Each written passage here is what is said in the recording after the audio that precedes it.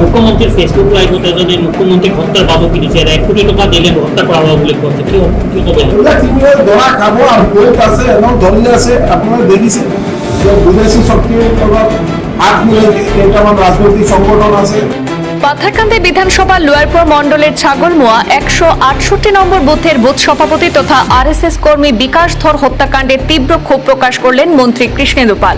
স্বাধীনতা দিবসের সকালে সংবাদ মাধ্যমের মুখোমুখি হয়ে বাজারিছড়ায় ঘটে যাওয়া এই নৃশংস ঘটনায় ক্ষোভ প্রকাশ করেন মন্ত্রী।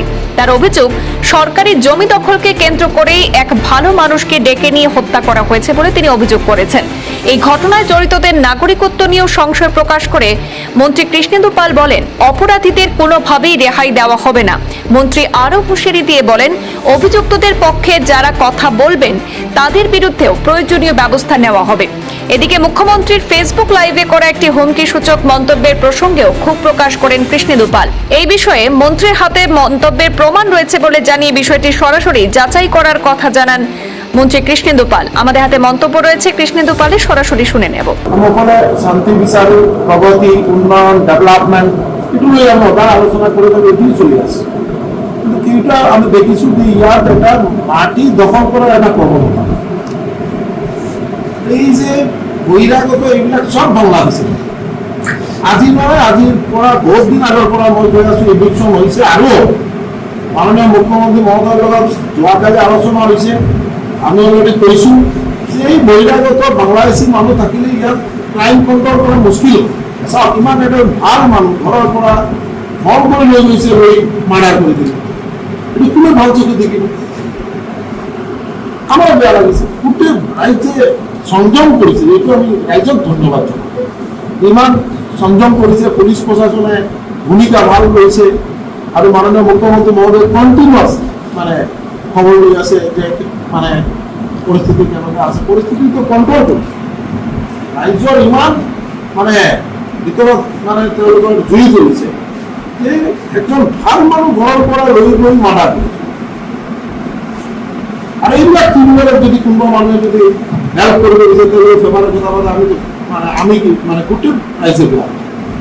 আৰু ইয়াত সব বাংলাদেশী মানুহ 1983-84 ইয়াত এটা গণ্ডগোল হৈছে, তাৰপিছত কণ্টিনিউৱাছ হৈ আছে। এই যি কৰি ধৰিছে তাৰ মাজত এটা মানুহ আজিৰ পৰা বহুত দিন আগত আৰু মাৰ্ডাৰ কিছু আছে। ইনভেষ্টিগেশ্যন হ'লে আৰু কেইজনমান মানুহ ওলাব।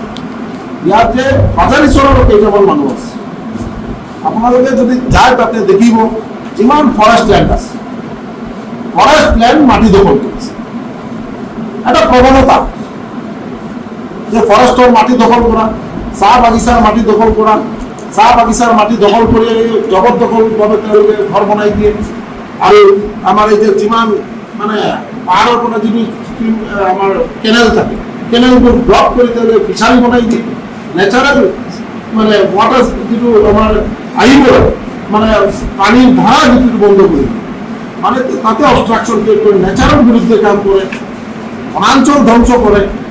এইবিলাক ভাৰতীয় নাগৰিক হ'ব নোৱাৰে।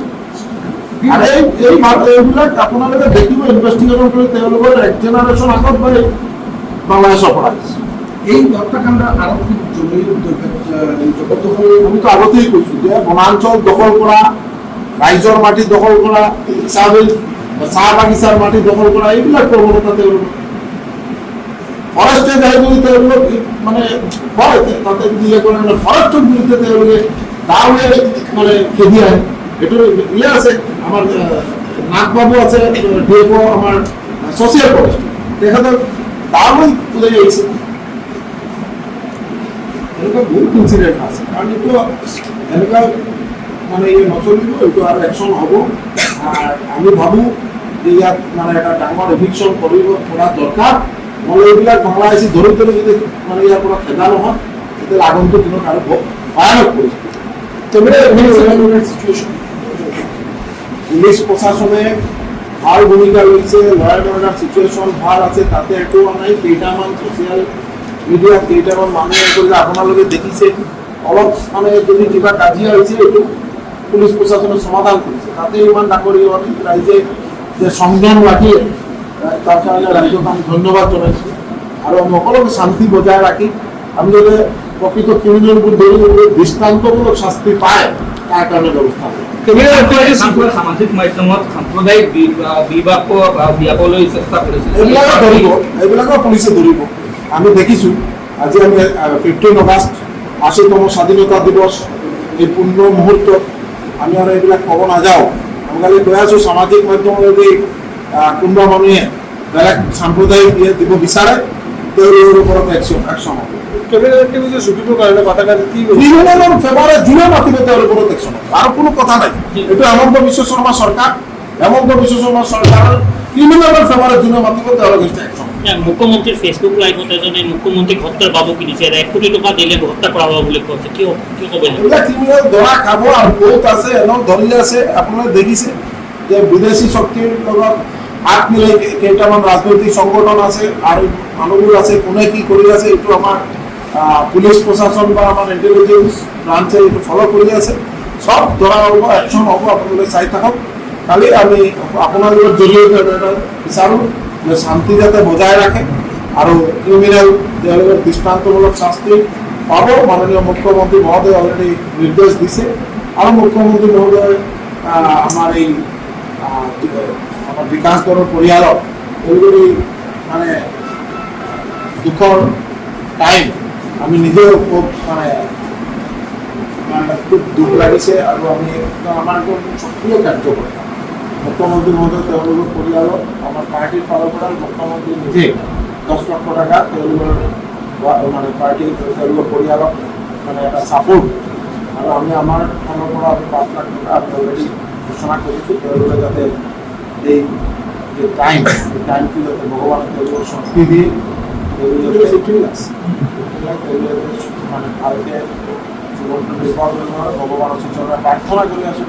বিকাশ দলেৰ আত্মীয় শক্তি কামনা কৰে আসুন।